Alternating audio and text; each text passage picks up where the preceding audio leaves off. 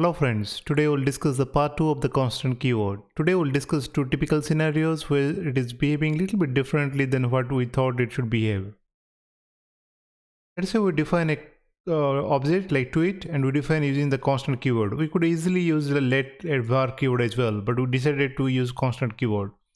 So if we use a constant keyword, we thought this name, the value profile, we should not able to change. But that is not the case. Even though we define as a constant keyword, we can change the value of individual properties. For example, Twitter name Joel is a perfectly valid scenario. But if you try to, assign a new object altogether, for example, the same name as C as an object, it is not possible. It will throw a type error, assignment to constant variable. The same goes with an array.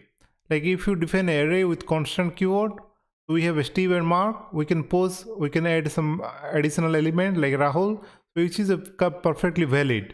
But we cannot assign a new array to these friends. That will lead to error. So now let's see that example in action. So here we have an object like tweet. If I try to print it, and profile. So if you try to assign changes values, so which is completely valid. If you go into tweet object, the name is getting changed. But if you try to assign it to a object differently, so which is not valid. The same goes with an array.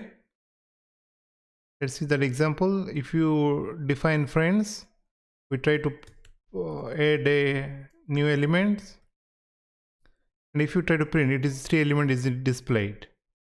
But if you try to assign a new array, it is throwing some error. Assignment to constant variable is not possible. So hope you understand something. Have a good day ahead. Bye bye.